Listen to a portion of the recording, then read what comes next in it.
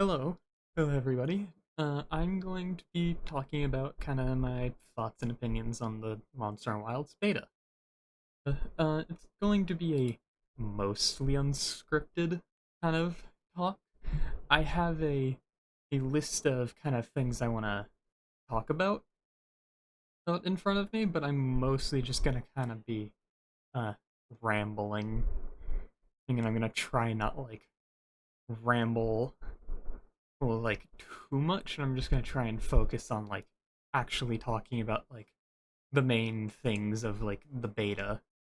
So, well, the first things that I'm gonna kind of want to talk about here is kind of just the general stuff of the beta, which is I played the PC version of the beta, which lasted from it was October 31st to I think it was November 3rd. And overall, well, I would definitely say it was a fun experience. I have only had a tiny bit of time where I was playing with a friend, but overall, in my experience, which was mostly playing solo using SOS flares, it was quite a fun experience. It's in just general. Well, there are definitely some issues that I have, which will come up later in the more or like specific things segment. But I would generally say he, that if there are some changes that get made, in which one of them will be mentioned in a later segment in the video, I definitely think that overall the game will probably be very fun. So we're going to start off with the weapons here, for which I have a little list of just kind of certain things I want to mention. So the first weapon we're going to talk about is just Greatsword.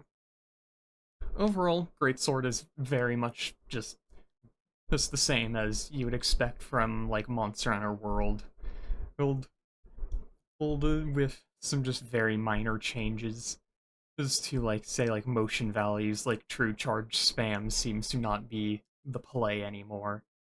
But some of the changes it got was you can now charge the upswing, and the upswing also has obviously the property of offset, which is, is definitely difficult to land. It does actually require some thinking. You can't really just kind of spam it.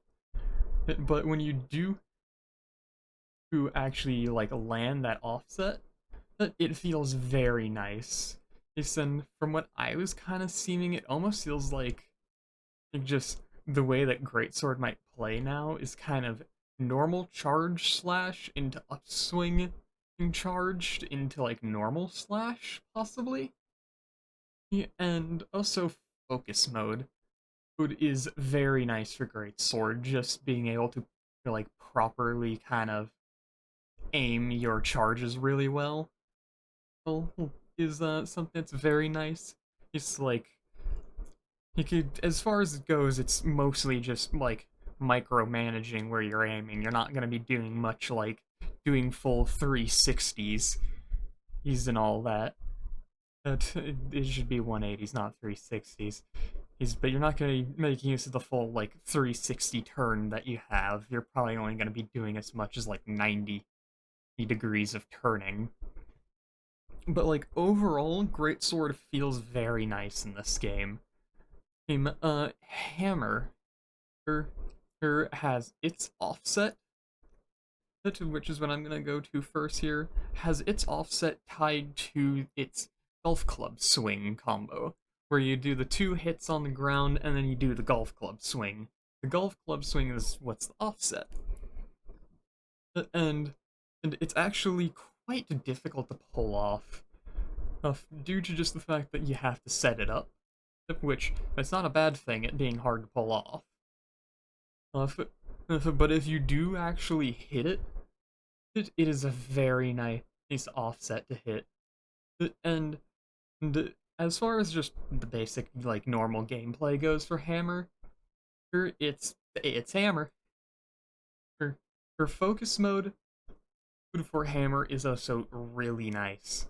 It's the being able to just kind of to constantly look at the monster while moving and just like kind of side strafing and backing up, all while keeping just the same looking at the monster instead of like turning around and facing the complete opposite direction like in games before focus mode. Focus mode really is nice for just like being able to stare at the monster the whole time while charging, and then you can walk up and do your hits. And I forget its name right now, but the new charge attack that you get access to if you hit a level 3 charge with the hammer, or if you charge up to level 3, you can hit it, depending on the controller that you're using, triangle and circle, X, not X, Y or B, and if in the rare case of someone using a Switch controller on PC, X and A, you pull off the new, you're spinning the hammer around you, and either if you let go early, you do a stronger upswing, and if you let it fully charge, you do that big coming down hit where you hit the two tiny hits and then the big hit at the end. And it's also, if you just kind of let it constantly charge and don't make use of it, very funny to watch. Let's just spin. We're gonna go with Longsword. Definitely the most, I'd say one of the two most questionable weapons in the beta, as it has too many parries and counters. Like, just way too many. One is fine. I can accept one, but the amount that it has is way too much.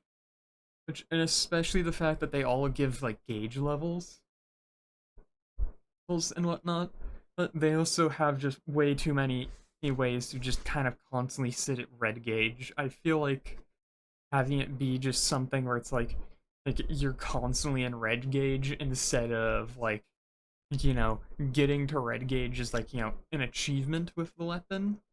It's now just kind of like, if you're not in red gauge, what are you doing? But to talk about red gauge a little more, I actually think the move set changes that do appear for when in red gauge is honestly something that I very much like. I do think that is something that should have possibly been part of the weapon way earlier, was if you hit red gauge, is you don't just get the little damage buff, you also get changes to your moves. So like the new Crimson Slash combo, which you can kind of just do infinitely, is quite fun. In red gauge, your what is it called? Your RTB, the parry, is changed, and you get an extra attack at the end of your normal spirit combo. After you do the round slash, you can then do another attack. Okay, and I definitely think that those changes where like you get some new moves and also just an entire new combo is a very nice change to red gauge. I think Longsword still has way too many parries. Like, should really be cut down on the amount that it has. But I definitely think the positive things I can say is I do like red gauge changing your moves, but I have more negative opinions about Longsword than positive in this game. And just get the other or negative one out of the way is bow. Well, it's perfect dodge that it has. Because if it was just kind of a dodge, that would be fine. But the dodge does so many things. It increases your gauge that you use for power coatings, and the tracer shots. It gives you a whole bar of that. It fully increases your stamina. I think it also maximum charges your bow charging, and I don't know if it does anything else. Like, I don't remember if it increases damage, but it just does way too much. The tracer or shot, the tracer arrow that you can use is cool. I like that. But I'm not sure how really useful it would be. And I think the focus strike needs to be toned down for sure. Or if you're playing with someone who's using bow, you are not hitting a single weak spot, as the bow is just gonna insta hit every single focus strike spot. So, like, if you're playing something like Insect Glaive, which really requires those weak points, it's like you might as well just give up, which is segue into Insect Glaive. It's definitely the most conflicting weapon as far as the community goes, but also as far as what I feel about it. It's got like a decent amount of like changes, but also staying mostly the same. And as far as it goes, I definitely feel like I did not have enough time with it during the beta.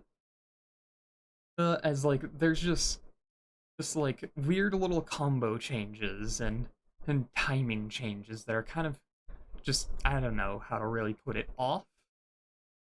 Like as far as some of the new moves go, which are like the charge attacks, they feel real clunky to use as you have to hold your right side face button and, and to charge them, which means that as far as the classic Insect Life combo goes, you're hitting the top face button and the right face button in kind of like a pattern of the top one, the right one, the top one, the top one, the right one, the top one.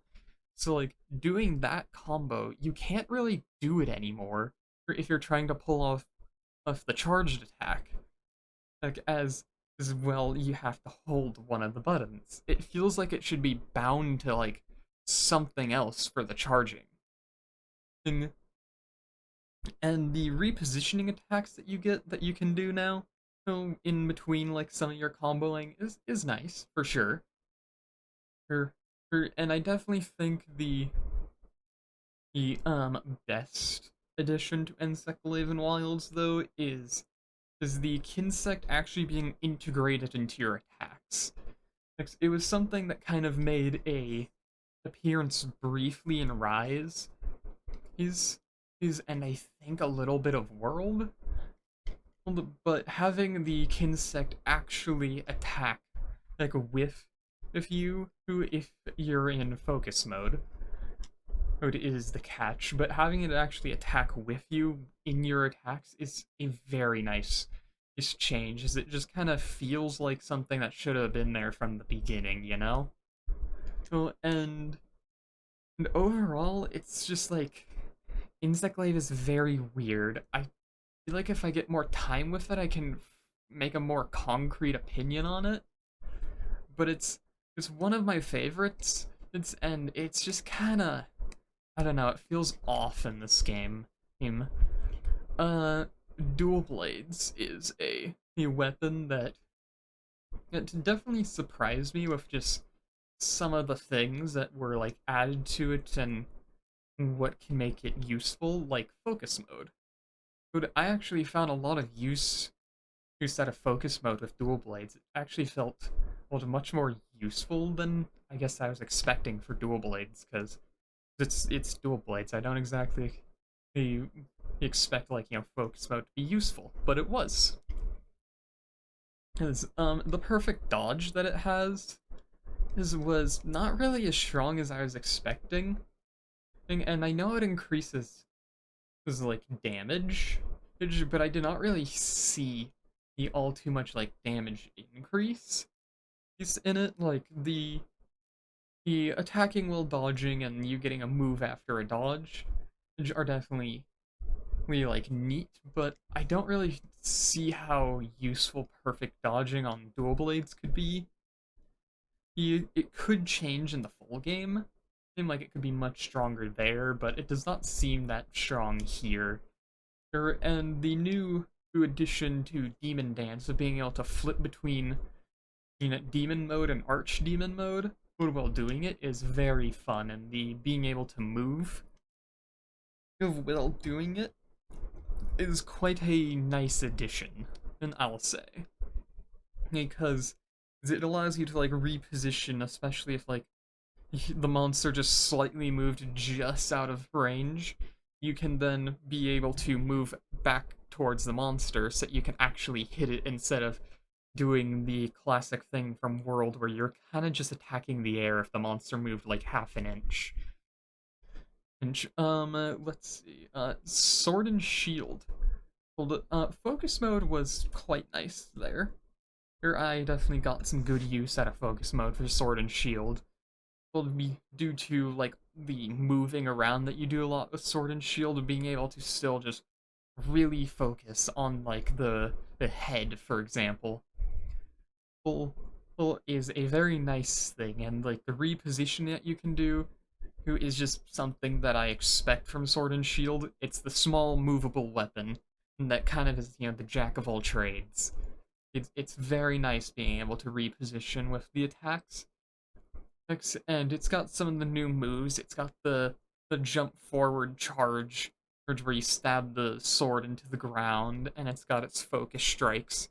It's where it's got the jump up and slam down, or just slam down, and from whatever you're sticking into. And overall, I definitely quite like Sword and Shield. Well, Charge Blade. The the stuff that I noticed that was mostly different was all in axe mode. The sword and shield mode of it was pretty much the same. Other than the fact that you can now double charge your files and all that.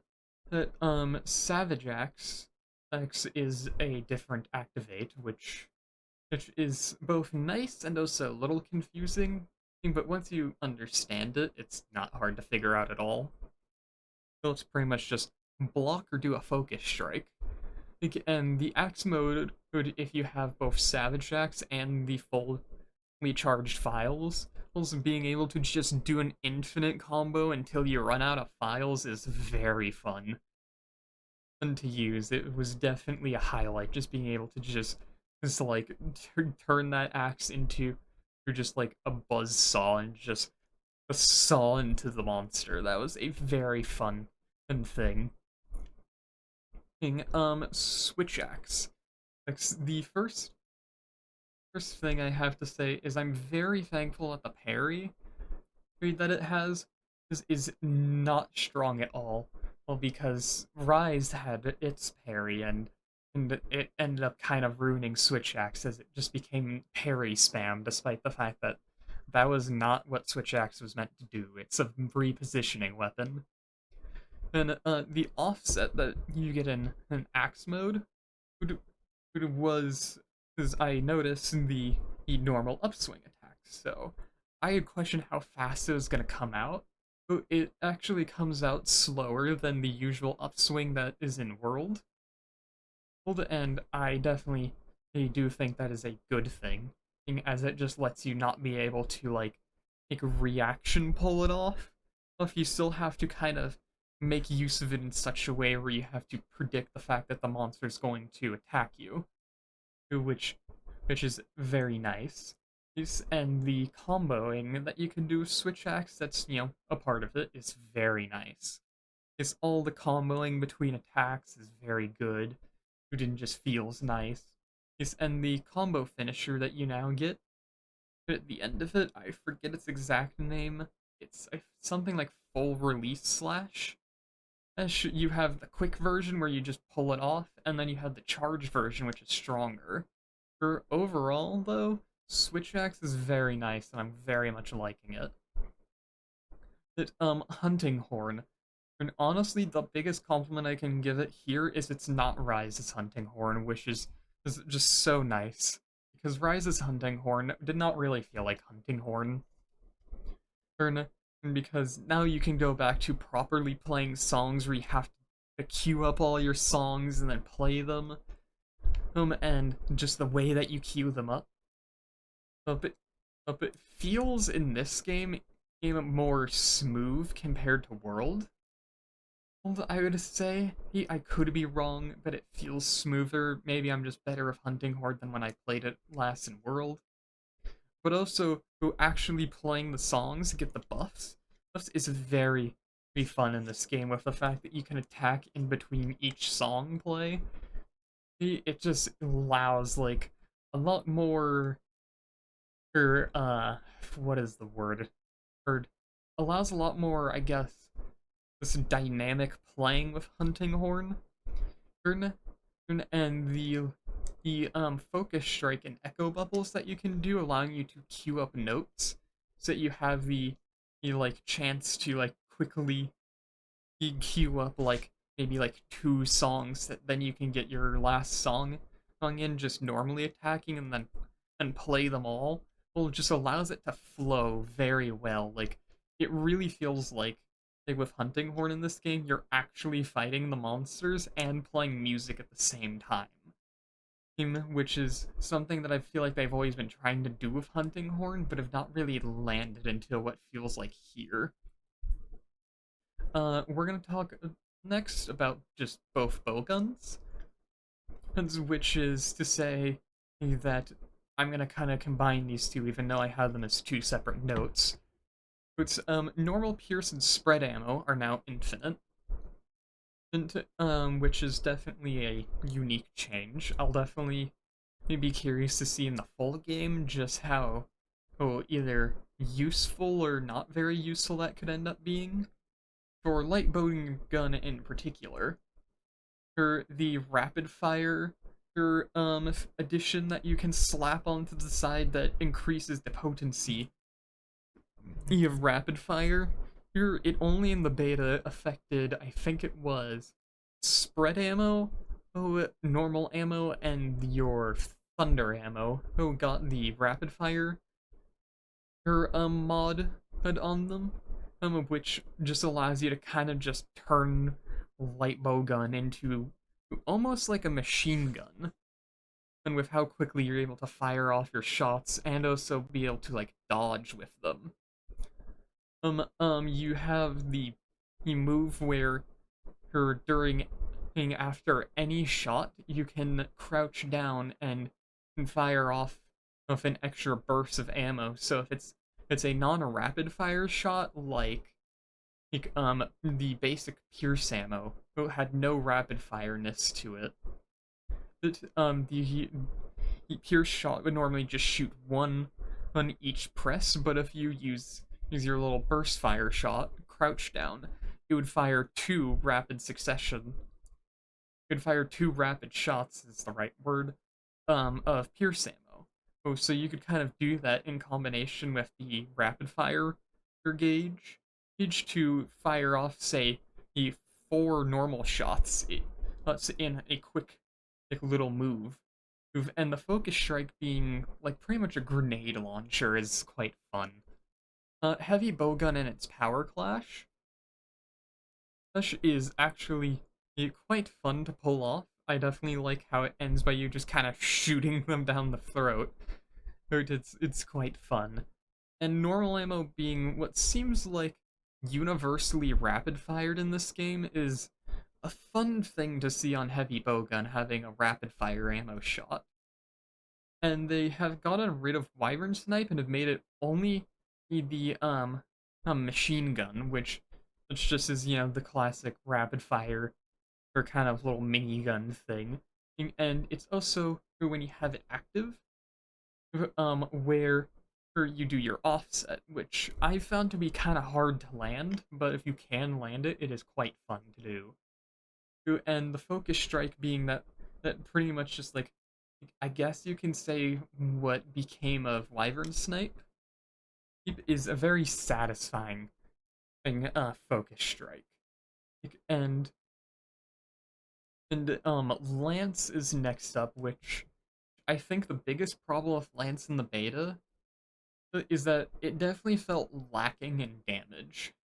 I think if Lance can get just a bit of a damage buff, of even just like base, not with like any skills, just like a base kind of damage buff, I definitely think this will probably be the most fun iteration of Lance. There's some like small things that I think are a little too strong, like perfect blocking is just a bit too strong. You got the two new combo finishers. There's the triple poke one, and if you hit your top face button, and then if you hit your right face button, you get like a charged kind of parry move, where if you hit it right, you will do extra damage. It can charge and do, I think it was 30 damage normally, but if you hit the parry window, you do 2 ticks of 30 damage. And then focus mode for Lance is also just very nice. And I think the last weapon I got here is this Gun Lance, which is the weapon I'm most definitely gonna be maining now for sure. Or I have this confirmed after playing the beta. It's gonna be the weapon I'm gonna main during Wilds. Well, it's just the new moves it has where it integrates the shelling into the actual combo is just very nice. Is being able to kind of weave in like the pokes and like the slams and your slashes, and then have that be able to combo into those like wide sweeping shelling attacks that can end the Wyvern's fire your combo who ender your words. The shield is actually useful now with Gunlance, which is something about Gunlance that I've always had a thought of is its biggest problem in my brain was just the fact that it did not really feel like it had the mobility it could have needed or the shield being useful. Well, it didn't really feel like either of those worked, so it kind of just it was almost like, why is the shield here? So the shield actually being usable now is quite nice.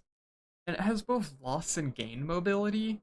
And what I mean by this is like the kind of like side hopping and back and forward hopping does not move you as much now, but you now have the shelling movement that you can use. Was that it allows you to actually move around, and I kind of discovered a little combo that you could do where you do one shelling shot and then you do the moving wide sweep, and that could allow you to cover a lot of distance. And I think the best change though to Gunlance is that shells actually scale with your attack and don't like have separate scaling, because that was the thing that made kind of Gunlance fall off by like endgame, was that your shelling just stopped being useful after a certain point. So the fact that they actually make shelling scale, well, is very nice. Okay. So the next thing I want to talk about is, well, the map that we had access to during the beta. The Windward Plains. Which is to say, I think this honestly, after the time that has passed since the beta's ended, and me recording these thoughts that I have, I think the Windward Plains honestly might be my favorite desert in a Monster Hunter game. They're just so kind of beautiful and just full of life.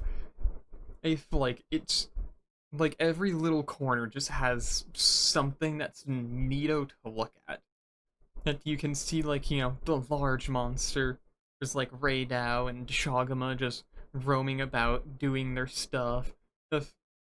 And even the small endemic life, like the Amstridgen, and I forget their name right now, but I call them the geckos.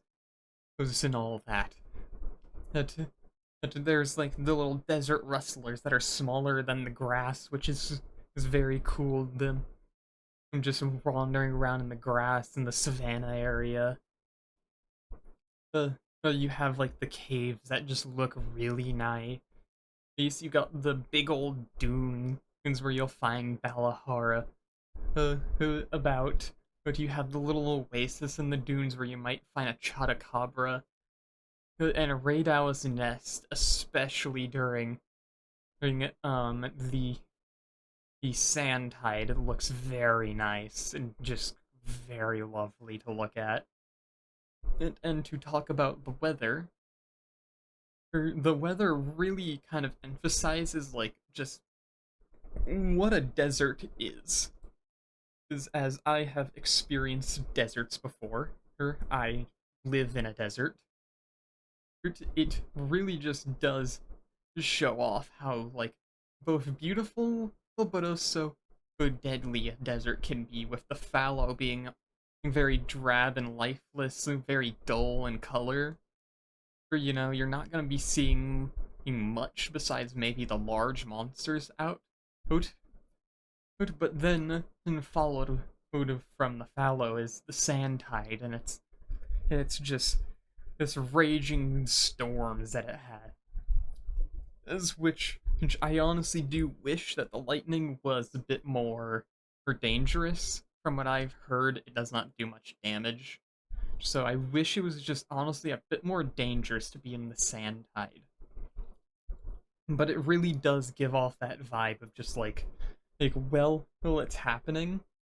Being like, this is not a safe place to be in, and I do very much like that.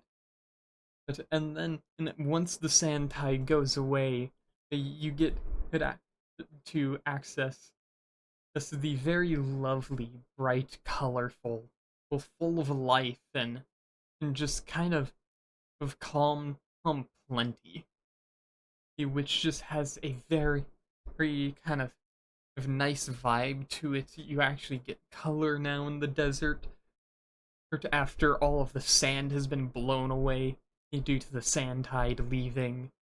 And it's just very nice to look at. And this is also when you have the most monsters roaming about the area. And just the weather in the Windward Plains means each one, and I just very much love how they all feel and look. They're all so great. And if I'm being completely honest, I very much love the Windward Plain. Is to the point where if this was a real place that existed, I would love to just live there, or just so that I could observe nature. Or like in this place, like it feels like just an amazing place that you could just go and just watch like the animals just do their own things that they do in their daily life, and you'd just be kind of amazed by it. Like, and I'm gonna butcher both of these names. He ended up seeing the little crocodile guy. I'm not even gonna attempt its name just because I've not heard it properly said. Like, I saw the little crocodile guy. He hunt one of the Dalphodons. And that was just a very cool thing to witness. That's just there. And that kind of emphasizes that observing nature thing that I was talking about. I ended up noticing it later, but I also ended up seeing Deshagama hunt one of the Karafnoths by just grabbing it by the neck and shaking it until it broke its neck. But when that happened, I was in the middle of fighting it, and I very soon after it killed the Karafnoth, hit it with a switch axe in the face. There's some other interactions that I did not even see, like Balahara burying itself in the sand, and then Chotacabra apparently sunbathing on the rocks, and also going to it just kind of exist in the water, or to presumably rehydrate itself. Both were all very cool things that just exist. Just there's a clip that I saw of a Raydao hunting one of the Karafnoths.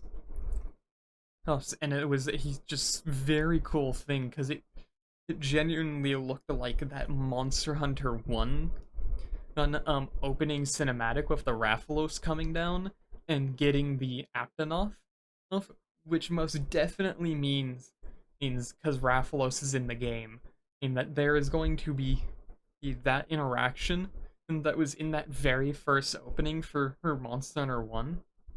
And that's going to be an interaction that just happens in the game, and that is so cool. Oh, and to talk about the village, Kunafa is a very nice village. And one of the things I actually encountered while I was roaming about was I found a group of villagers with presumably a guy who's there to protect the furry who are getting water, or on a sacred, and they were out getting water, and I ended up deciding to follow them just to see what they would do. And I ended up following them all the way back to the village, and watched them bring the water that they had grabbed from the river and put it into their house, which is very cool.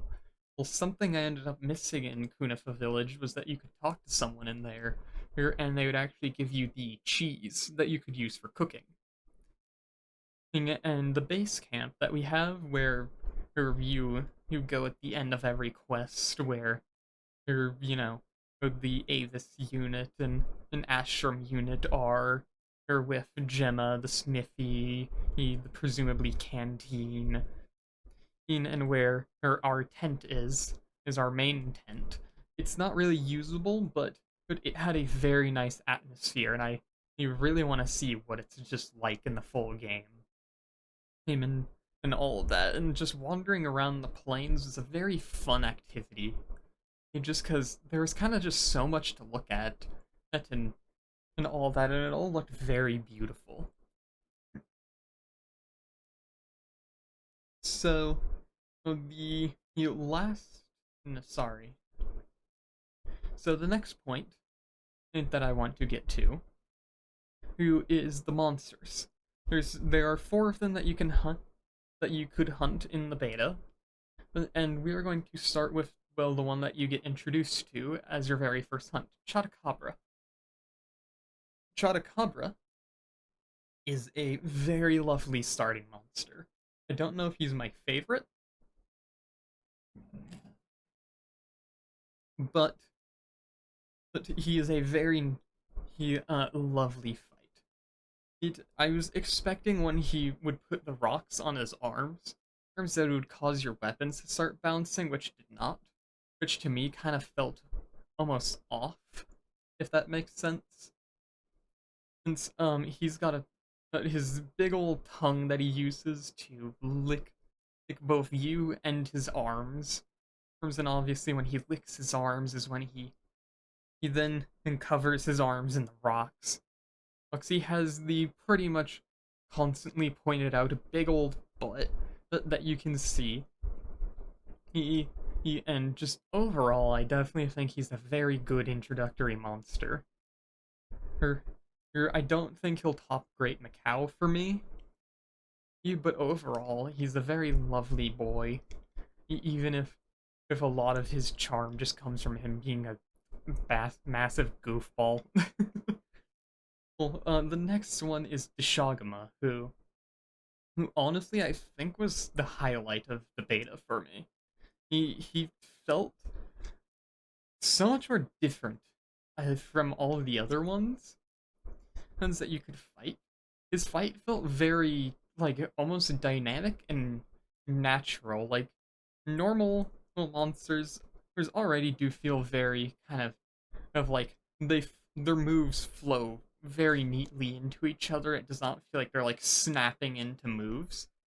But like Deshagama literally felt like I was like fighting just pretty much a big bear. Or like it did not feel like there's any weird or like snapping into like, oh, now it's doing this attack. It very much just kind of flowed all into each other.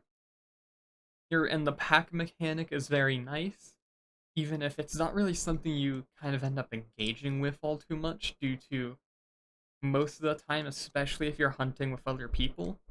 Well, it very quickly just has them all dispersed with a large dung pod. But even then, still, well, just the normal Deshagama, well, just like fighting one is honestly possibly the best fight in the beta. As it just felt so good to fight. Next up was Balahara, who I definitely had the least experience with, but I think is a much better kind of burrowing leviathan that uses water than Almudron. And like I think Balahara does it way better, and just its design and all of that makes it just honestly feel much more natural and makes way more sense that yeah, this thing burrows and uses water to attack you. It's got like the great design where it's got like the scallop eyes in its mouth that resembles like a drill that's used for drilling rocks. Looks like getting mineral. Well, when it opens its mouth, it like glows onto the floor, which is cool. Well, overall, its body's very sleek and kind of drill-like, which is very cool. Well, it's also got some great armor. Or, of the armor sets we had access to in the beta, they all looked great. And I definitely think people are gonna quickly, just to get off the Valahara talk, like before going back into it, I definitely feel like people are gonna like the Dashagama gear, where it's like a mixture of like primal, but also kind of modern. And it's like a very nice look. I think rustic would be the right word. Like it's a very nice looking set of armor, and I definitely feel like it's gonna be a popular one, when including its weapons. But Balahara's armor is also very nice, along with the few weapons we've seen, which is, I think, only Lance and Insect Glaive. But they both look very nice.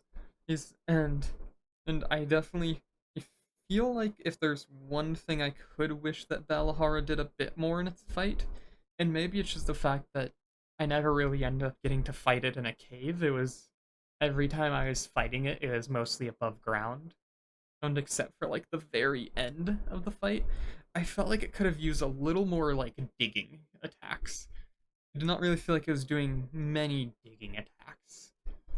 So I definitely think that's like the one change that I would say I would want.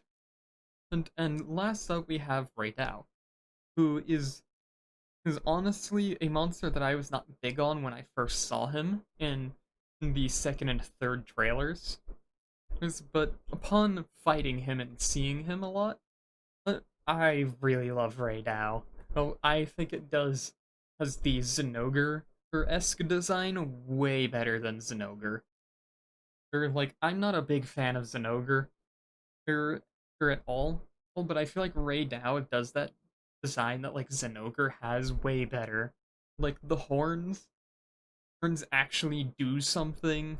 Like the sticking up bits on the back actually serve like a purpose on Raidao. Oh, where in Zinogre yes, I know, and are the nests for the Fulgur bugs. But with Raidao, its back like actually is kind of like an arcing conduit, I think would be the right word. Where it pretty much has it have like the lightning hit it occasionally, and it uses all like the little spikes on its body to kind of arc the electricity through it, so that it does not die to the electricity. And it ends up storing that electricity in what seems to be the like little sacks or something in its neck, like that then pop out when it's doing its big kind of lightning strike attacks. Like where it turns itself pretty much into like one of those like concept like Tesla guns, where it's got like the Tesla coil and charges up and shoots pretty much a lightning bolt out of it. It's a very good design that feels thought out, but unlike Zinogre, who just feels like it was kind of like they just threw things at it until they kind of just ran out of what could they throw at Zinogre, where Raidao feels like they actually thought out how this thing would make sense. And Raidao's music is honestly really a very good song. All the music that was in the beta was all very good. Like the default Windward Plains theme is very good, but I do really love Raidao's theme. As it just has very what is the word I'm looking for? It has very good theming. Yes, I know it sounds funny, but let me explain. Some of the best monster themes are ones that fit in with like the theme of the monster. Or think like Mizutsune's theme. And how Mizutsune is very clearly heavily based on like Japanese stuff. It's literally a kitsune. And its theme is very Japanese sounding, along with all of its equipment, and it makes it like have its theme though fit very much into the monster. Its theme also sounds like a dance. Once a bit, like something you'd hear in like a dance. And in Mizutsune, he, he fights in a kind of dancing way. So like Ray Dao's theme very much fits Ray Dao. So with what he does, he has these kind of like graceful attacks which you can kind of hear in the music, along with this kind of like intense, almost this thing's very dangerous. This kind of like melody in it, which again matches the fact that it's got the dangerous lightning. But then you have notes in there, and instruments that seem to imply some sort of connection with Kunafa Village, which is really nice. He's he's so like its theme really just has like the correct theming in it that makes the music that accompanies Ray Dao just sound very lovely. And I just very much love it a lot, honestly. So the last part we're gonna mention is honestly the main negative that came from the beta. So before we talk about just how the game actually ran, we're gonna very quickly talk about what was actually causing the performance issues. Because the game is CPU bound, and not GPU bound. You can have the best GPU possible, but have a really crap CPU, and that will cause the game to not run well. Well, you can have a really good CPU, and a crap GPU, and you'll probably end up getting more performance.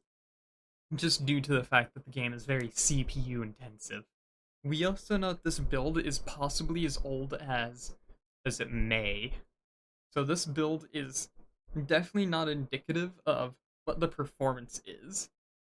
It definitely could be it's definitely as old as May, because this was the same build that was shown all the way back at Summer Games Fest.